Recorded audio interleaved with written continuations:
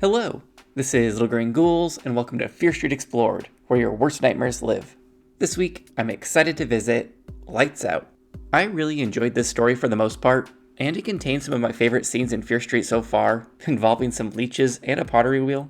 However, it's one of the more predictable stories, and that does take some of the fun out of the story at large. It also kind of just drops a major storyline with no resolution, but it's still worth checking out if you haven't yet.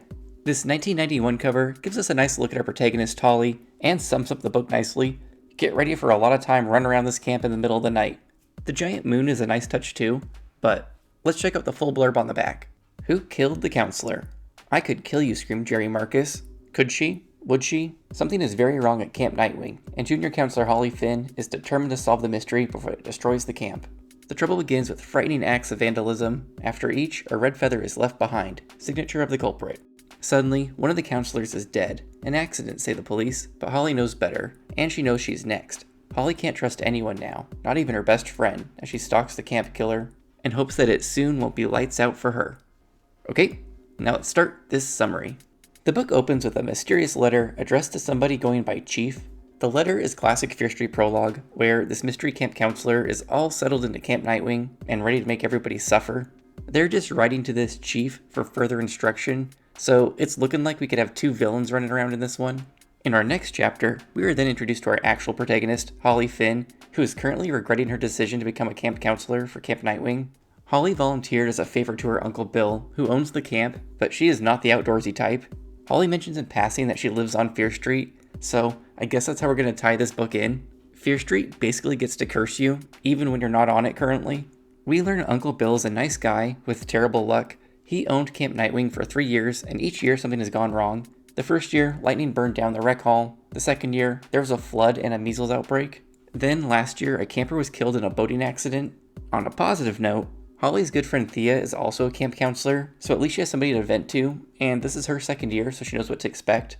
Thea informs Holly that even if she's not into outdoorsy things, there are plenty of boys to keep her occupied since Holly is fresh off a breakup from a boy named George. Holly isn't sure she's ready to date again yet, but given that this is a Fear Street book, I'm sure she'll get over that soon. The girls are chatting about boys when suddenly they hear Uncle Bill crying out for help. They find him buried under some sporting equipment and a large metal cabinet because it somehow fell on top of him. He's bruised but not seriously injured. They examine the cabinet and see that somehow the bolts fastening it to the wall have been loosened on one side, which is why it collapsed on Uncle Bill. There is also a strange red feather in one of the bolt holes, and it looks like it's been placed there intentionally. Uncle Bill messes with Holly's hair, and she reminds him that nobody's supposed to know that he's her uncle besides Thea, so he'll need to treat her like everybody else. Holly and Thea go back to boy talk when another counselor comes strolling in, and it instantly fills Holly with dread. Turns out, Holly knows this girl Jerry, and they used to be best friends until boy drama happened. Jerry started dating an 18-year-old named Brad, who her parents didn't approve of. One night, Jerry snuck out to be with Brad and used Holly as a cover story, but when Jerry's parents called looking for her, Holly accidentally screwed things up, so Jerry ended up grounded for the rest of the summer.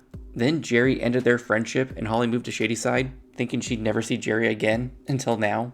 Thea tells her not to worry about it, but Jerry already is really cold towards Holly in their brief interaction, so it's not looking good. We meet more camp counselors, like a crazy boy named Kit, Deborah, the beautiful but grouchy lead counselor, John, a boy Thea had a crush on last year, and a boy named Mick, who looks like Kevin Bacon. I'm considering that a direct Friday the 13th reference, considering that he's in the original. Holly ends up heading to her cabin, where we're treated to a multi-page bat attack. Holly ends up battling this bat with a canoe paddle before fleeing the cabin and crashing directly into Jerry, who does not find this amusing. Jerry's with some other girls and Deborah, the lead counselor, and Deborah acts like Holly is an idiot for not being able to deal with a simple bat. Deborah gets the bat out of the cabin, and then the group of girls walk away, sneering at Holly, so she's not off to a great start with these other counselors. Eventually, everybody gathers up at the main campfire for a meeting, and while waiting, some kids discuss Friday the 13th, which Holly is unfamiliar with, even though by 1991, there would have been like 8 of these films and a TV series. Uncle Bill shows up and starts to review the rules for all the counselors, when Holly notices movement in the dark woods behind him. Then a man in a hockey mask wielding a hatchet pops out and comes charging at Holly. Uncle Bill is unfazed and is basically like, "Nice try, Kit," the crazy counselor from earlier, and he continues on with his speech.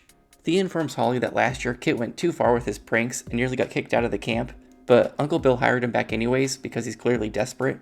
The counselors all move on to introducing themselves, so we meet a few more, including Sandy Wayne, who appears to be a rich kid that nobody understands why he's working at the camp. Uncle Bill gives out 2 rules that Stine really seems to emphasize. Bedtime for counselors is 10:30, and they must never ever date the campers, only fellow counselors. The meeting disperses, and Holly ends up waiting for Thea to walk her back, but Thea is trying her best to flirt with Counselor John, who appears to be completely uninterested.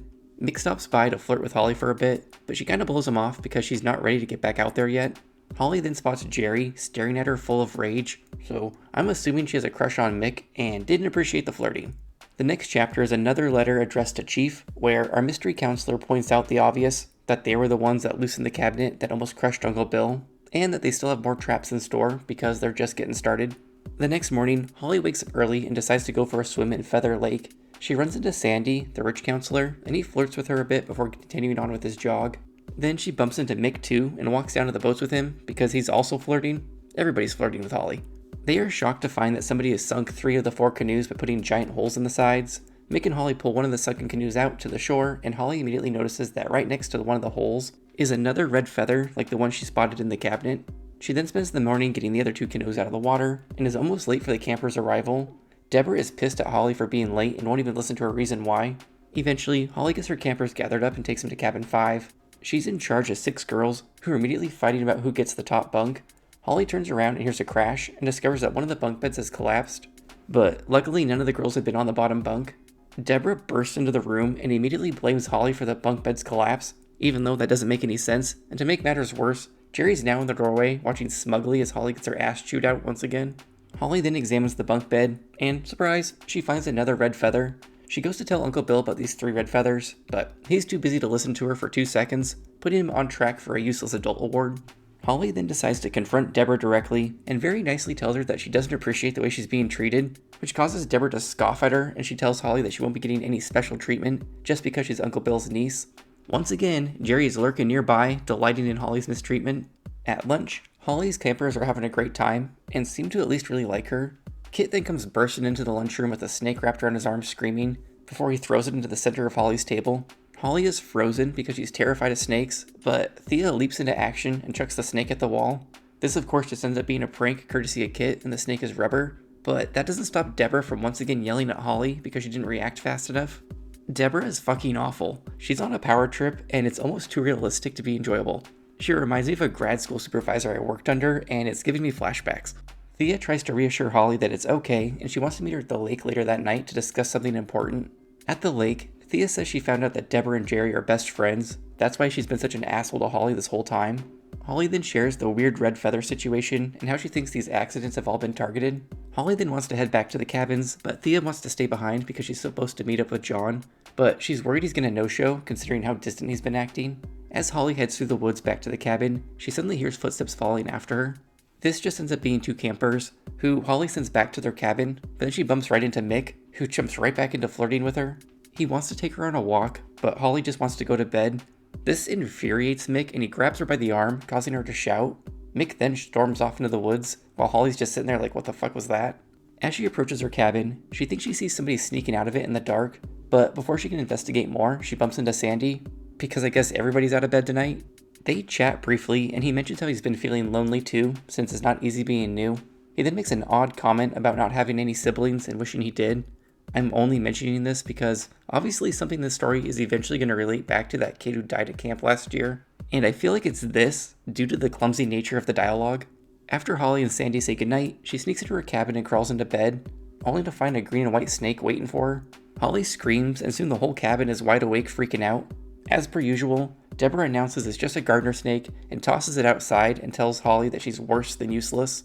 The next morning, Holly tries to tell her uncle about the red feathers at the scene of all these accidents and about the snake, but he once again blows her off and says there's feathers all over this camp and she needs to stop being so sensitive.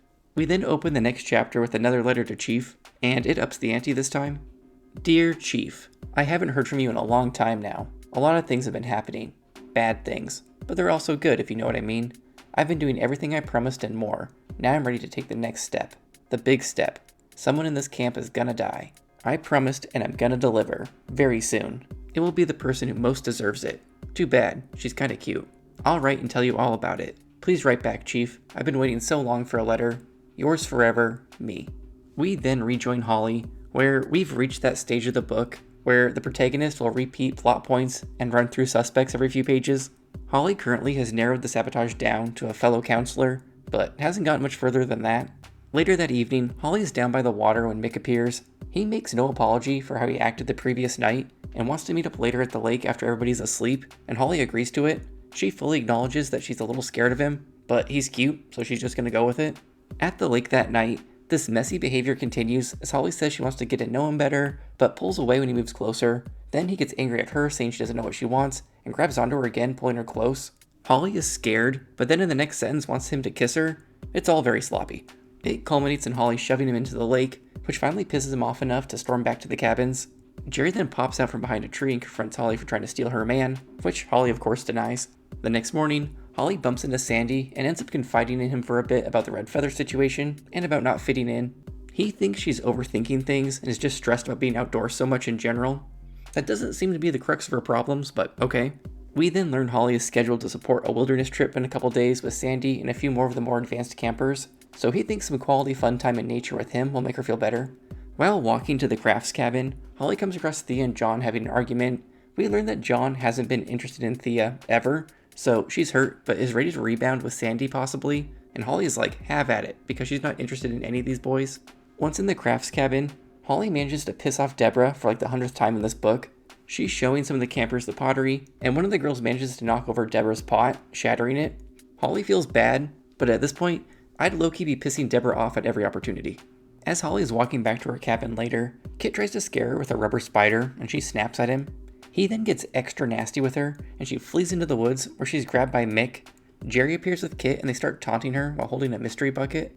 As Jerry gets closer, Holly can see that the bucket is full of leeches. Kit and Mick proceed to throw Holly into a shallow creek, and then Holly dumps the bucket of leeches on her, causing some of them to latch onto her. Jerry wants to keep on torturing her some more, but the boys convince her to head back to dinner with them. Then, once Holly pulls herself out of the mud and removes the leeches, she hears somebody screaming for help in the distance. She comes across John and thinks she sees somebody maybe running away through the trees, but when she asks him who he was with, or if he was calling for help, he denies both things. He then gets really angry and accuses Holly of spying on him, and tells her that she'll be sorry if she doesn't mind her own business. So, at this point, everybody has gone full asshole. Like Deborah, Jerry, Kit, Mick, and now John are on my shit list. Holly leaves John and continues through the woods towards her cabin when Sandy appears and wants to know what happened to her. For some reason, she just says she fell in the creek, versus outing Jerry, Kit, and Mick for the psychopaths that they are. Sandy sympathizes with Holly and tells her he knows what it's like to have a bad time and to have no one listen. He then says he'll tell Holly the full story someday.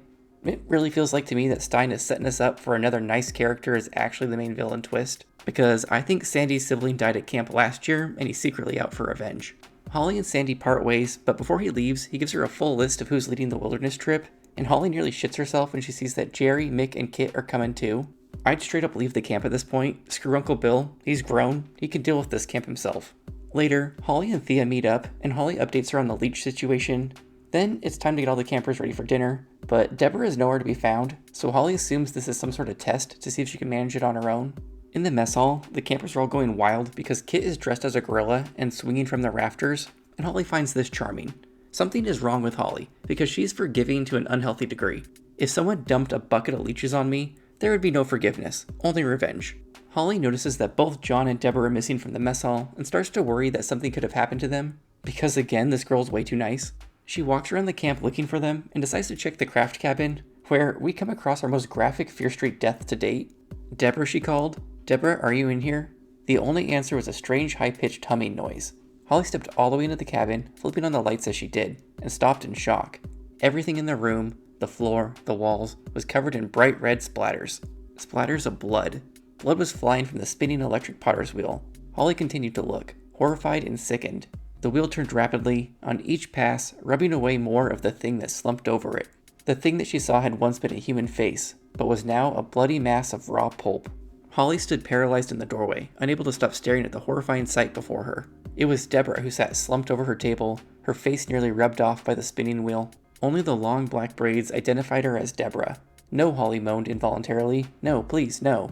Her hands trembling, she unplugged the wheel, and then approached Deborah's body, hoping for any signs of life. But Deborah remained still as death. Holly reached out to feel Deborah's wrist for a pulse, but Deborah's skin was already cool. She wasn't going to wake up, not ever. Holly thinks this was all an accident at first, until she thinks more about it. Deborah was such a perfectionist that there was no way she would have made such a clumsy mistake and get tangled up in the pottery wheel, so Holly thinks another counselor must have killed her. This is confirmed when she looks closer at the pottery wheel and spots a bloody red feather. John then appears in the doorway and Holly leaps into his arms before asking why he wasn't at dinner. John is clearly a red herring, but Holly's gonna find him now very suspicious. We then open the next chapter with another letter. Dear Chief, guess what? I decided to take up pottery. I found it worthwhile. Quite worthwhile. I guess even the crafts counselor didn't know that making pots could be so dangerous. That pendant looks so nice around her neck, but not as nice as my two hands.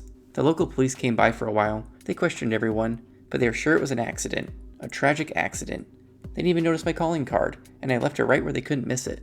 Well, that's about all for now. What do you think, Chief? Should I kill another one? It's up to you. Please write soon and let me know what you want me to do. Yours forever, me. Honestly, I can think of 3 counselors I'd volunteer as the next victim. The next day, Deborah's death has been ruled an accident, even after Holly explained the red feathers to Inspector Bradley, because he's useless like Uncle Bill. Uncle Bill also informs Holly that Jerry will now be her senior counselor and directly in charge of her. We then hop to later, and all the counselors and campers are gathered around a big fire doing a ghost story contest. Holly uses this opportunity to sneak away so she can search Kit and John's cabins for clues, because she suspects them the most. She finds nothing, but eventually comes across a locked box in John's room. Just when she's about to open it, John comes walking into the cabin. Holly just sits there and gets caught red-handed and quickly confesses to snooping. She tells John all about the red feathers, and he threatens her to stay out of his stuff or she'll be sorry. While walking back to her cabin, she takes a peek inside Mick's cabin and spots a decoration that's covered in red feathers. The next morning, Uncle Bill's gathered all the counselors up for a meeting, just to say that if anything else happens at this camp, it'll be shut down. Holly tries once again to convince her uncle that someone is sabotaging the camp, but he just screams at her instead to knock it off. We then finally reach the day of this big wilderness camping trip, where I suspect our book climax will take place. We're off to a rough start because now John is joining the trip too. So Holly will be trapped with John, Kit, Mick, Jerry, and Sandy. Sandy's the only nice one in the group, but he's also the most suspicious considering he's the nice one. Holly gets paired with Mick during the canoe portion of this trip, and he mostly just gives her the silent treatment as they haul campers further into the wilderness. Once it gets close to sunset, they all stop and set up camp. Holly hears somebody crying in the woods and sets out to investigate. She comes across John holding a knife, but this just ends up being a misunderstanding because he thought she was a bear. Holly then discovers the source of the crying is a camper named Courtney, and we learn John and Courtney have been secretly seeing each other. That's why he's been so suspicious and secretive. We also find out his special locked box was just full of letters from Courtney and has pictures of her. Holly promises she won't say anything, and we open the next chapter with her being woken up before sunrise by Sandy. He wants to take her on an early morning canoe ride to scout out the river for the campers and to watch the sunrise. Holly is having a great time until things take a predictable turn. Sandy mentions how he's been on the river last summer and refers to his brother, which are two things that don't add up because he told Holly that he was in the desert last summer and that he didn't have a brother, so Holly's like, what the fuck? Holly is a chronic people pleaser though, so she tries to be like, it's no big deal, you don't have to tell me everything about your personal life if you don't want to. But Sandy is now in villain mode. He then steers them towards some rapids and is like, boy, it sure is a shame you didn't tell anyone where you were going this morning. Holly is really slow to process all this, so Sandy spells it out as clearly as he can. He had a little brother named Seth who died under Deborah's watch in a canoeing accident. He pulls out a handful of red feathers, confesses to killing Deborah, says he still writes Seth letters every day, and that his nickname was Chief. That pretty much sums up this book. This then culminates in a battle on the rapids, where Holly is able to knock Sandy unconscious with a paddle, but she falls out of the canoe and into the rushing river. She claws at the sides of the canoe, which is floating away without her, breaking her fingernails in the process. Luckily, Holly is an established swimmer, so she's able to swim back to shore as the canoe floats away with Sandy's unconscious body. Holly debates walking through the woods, but concludes she'll just get lost, so she's forced to walk along the edge of the river, hoping to make her way back to camp eventually. She's kind of mindlessly walking, enjoying nature, when Sandy emerges from the woods. He tells her that he regained consciousness and paddled back searching for her like the expert canoeer he is.